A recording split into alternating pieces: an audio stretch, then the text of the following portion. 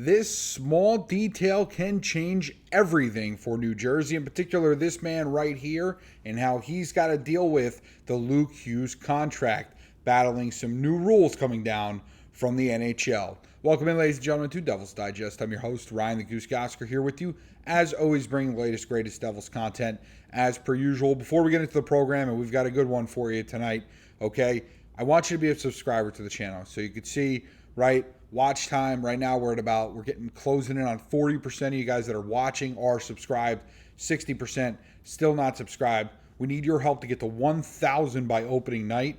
Okay, that's our goal. That's where we want to get to. And if you want the latest up-to-date information on the Devils, rumors, trades, post-game reports and stuff like that, you're going to find it right here at Devils Digest. So hit that subscribe button and be part of the Devils Digest family and community as well. So again, you guys are very active in the comment section. You guys do an awesome job. It's great to hear from everybody. Okay, good, bad, and different doesn't really matter to me. All right, just that everybody's participating and everybody's getting involved.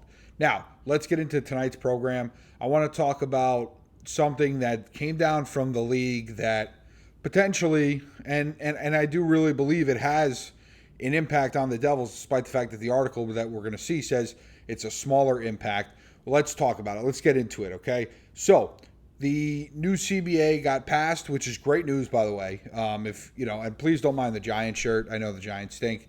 We don't need that in the comment section tonight, okay? The NHL and NHLPA have agreed and to a new CBA, but with some minor things that have been expedited to this season. Now, first, I want to touch upon that before we get into how it affects the Devils. Number one, I think it's a crock of crap, to be completely honest with you. And obviously, I'm not going to say another word because it's a family-friendly program, okay? But it is a crock. It is absolutely incredible how you agree to a new CBA. Everything that's involved in that CBA starts next season, except for these hand-picked rules that you all of a sudden want to start this year. It is beyond me how this works, okay? I don't plan to understand. First of all, the fact that they have an agreement a year out is awesome, right? Because you look at other sports like Major League Baseball is headed to a lockout in 2 years. Okay, the NFL has locked out before, the NBA as well. I know the NHL has had some lockout seasons as well. So the fact that they were able to come to terms to an agreement a year in advance is great. But the agreement should start when the agreement's agreed upon to start, which is next season. It shouldn't be, well, we kind of like that, so I think we kind of want to use it for this year. Nonetheless, I've got no connections to Gary Bettman, okay, so there's nothing I can do. I have no friends or family that are in the NHLPA, so there's nothing really I can do on this one. But, except sit here and complain about it, of course. One of the big hand cherry-picked changes this year has been to the long-term IR rules. So let's take a look at it because even some of this has been like a little bit confusing for me as well. So let's dive into it, okay? The new long-term IR impact in the playoffs impacts all 32 NHL teams. The ruling is simple. For each playoff game, the total cap hit of the dressed players must be under the cap ceiling for that season. So you cannot be over because you decided to add, X amount of players because you had this amount of relief and stuff like that. You have to be under the cap ceiling for that season. So that's going to have some heavy impact. Now, this goes into a little bit of some of the nuances.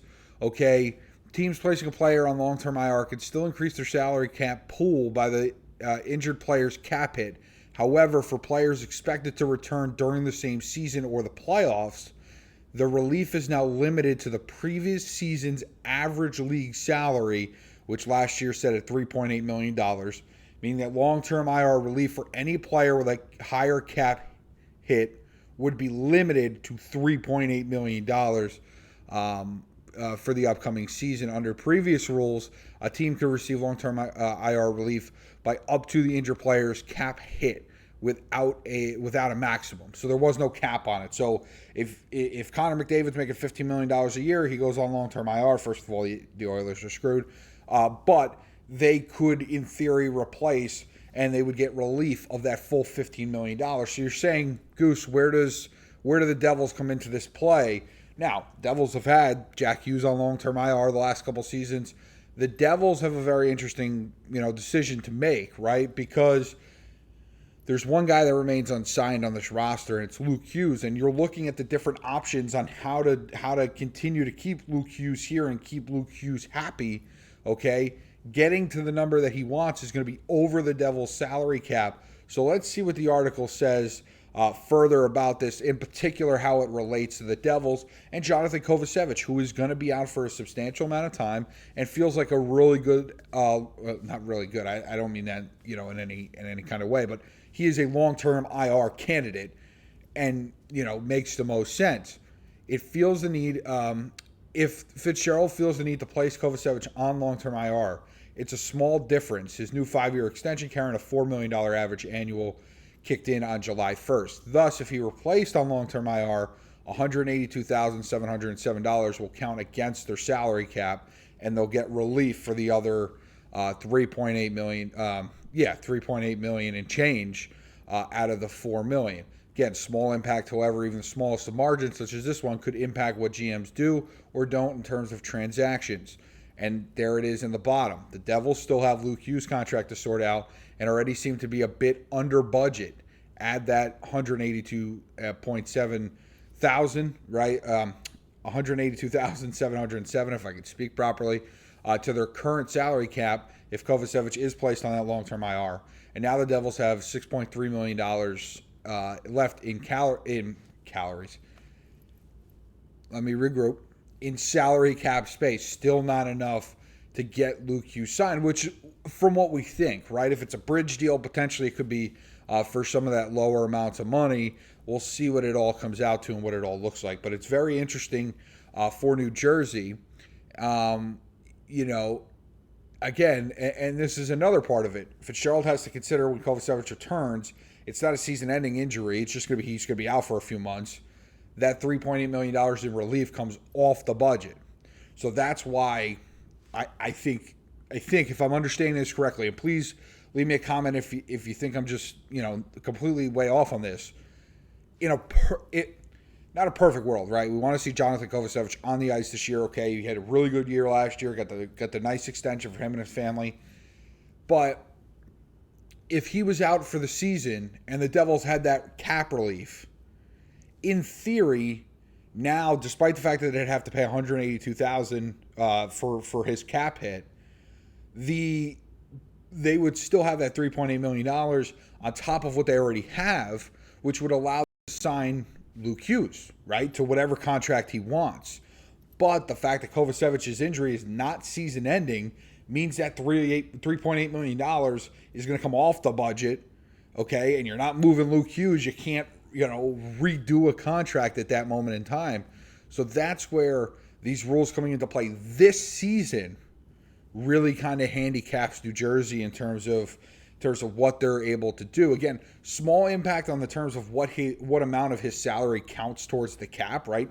Thankfully, he's not a $15 million player. Otherwise, it would be $3.8 million minus 15. That difference, that's that's how the difference between that is what the team would owe him. So, it's, according to the article, it says a small hurdle, but a hurdle nonetheless for Fitzgerald to consider. Currently, however, moving forward, if a player with a larger cap hit requires long-term IR and is returning in the same season, the new ruling makes it that much more difficult for teams to fill a significant void. So if Jack Hughes goes down and it's kind of like, he might come back for the playoffs, something like that, the Devils can't go out and get a big guy on the trade block during the trade deadline, because if he comes back, that cap, and then they got to figure out that they can't dress a certain amount of players. So it's a funky game here. And again, if you're one of the people in the fan base, which we have plenty of them, that are just completely done with Fitzgerald, trust me, I've seen the comments, then you have no confidence in him to figure this whole thing out. You probably think this is too difficult for him. You probably think, him playing like knockout in basketball is too complicated for him. So this would be very, very difficult. I just wonder, like, to me, that's the hurdle. That's where it stops New Jersey. As you see here, I've got Johnathan Kovacevic's contract, just $4 million for the entire 5 years. But that to me is where the biggest hurdle is for New Jersey is they can't take that $3.8 million in relief and use it to sign Luke Hughes because Kovacevic is coming back this year. So his cap relief will eventually come off the Devils' budget. So they still got to get creative. There still is no easy way to sign Luke Hughes at this point in time. So stay with us as the offseason continues to roll on. Again, anything breaks, we will let you know. Again, the big take-home point from this video is just I can't believe they just cherry-picked rules that they wanted to expedite into this season. But we're not even going to get into that. So, or I got into it enough that we don't need to continue to rehash that. But I'll let you guys go. Please comment. Please subscribe. Like I said, almost 40% of our viewers are subscribed. And if you want to stay up to date, want to get the most accurate information, up-to-date information from the Devil's Digest community, there's only one way to do that, and that's to subscribe. So, again, I appreciate you for listening, for watching. However you're consuming this content, we appreciate it. And we'll catch you next time on Devil's Digest.